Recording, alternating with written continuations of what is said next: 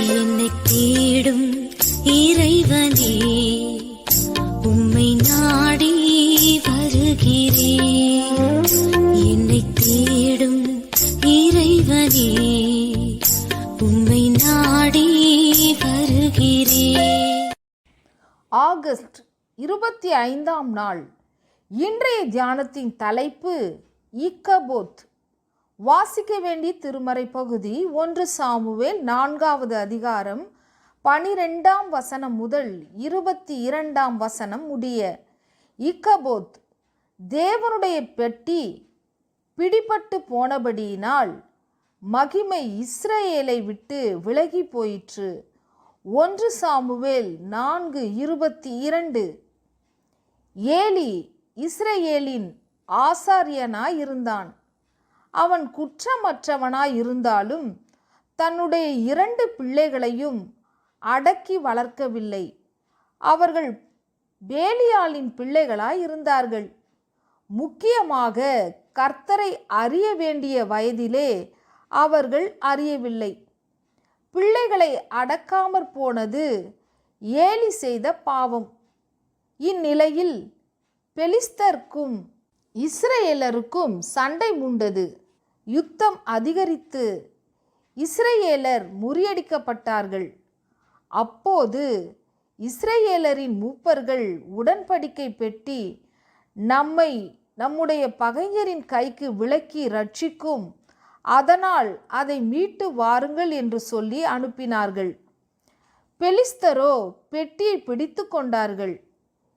ஏலியின் 2 குமாரரும் பெட்டி அண்டை இருந்ததால் மாண்டு போனார்கள். தேவனுடைய பெட்டி பிடிபட்டு போயிற்று என்பதை கேட்ட ஏலி மல்லாக்காக விழுந்து பிடரி முறிந்து இறந்து போனான்.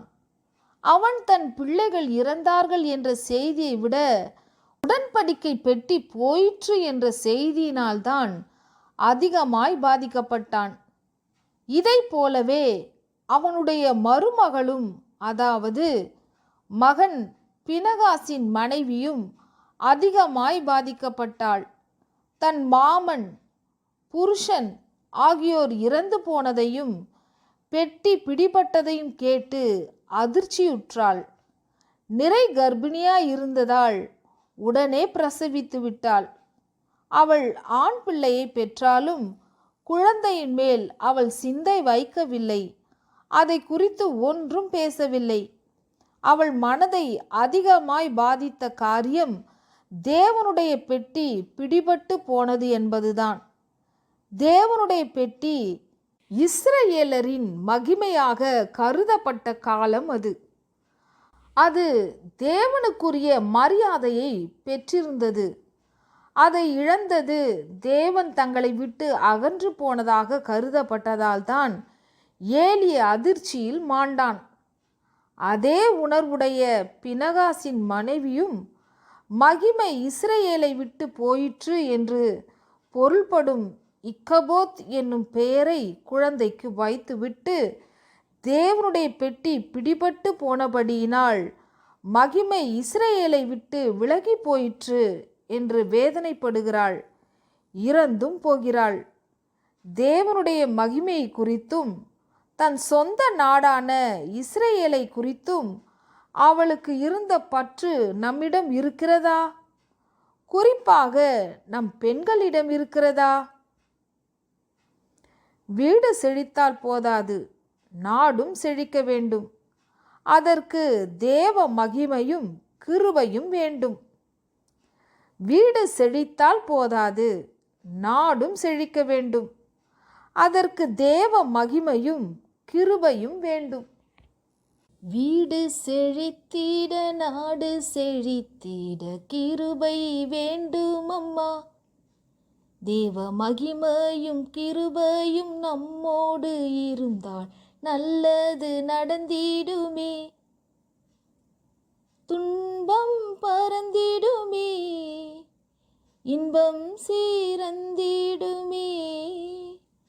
துன்பம் பறந்திடுமே, இன்பம் சீரந்திடுமே.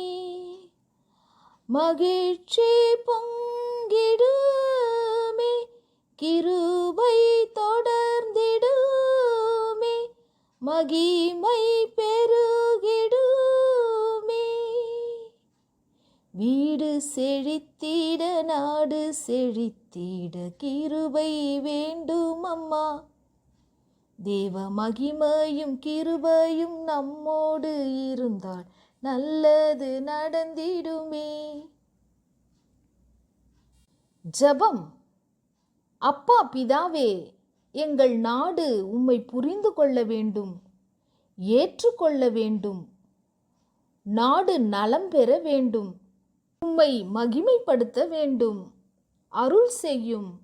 ஆமேன்.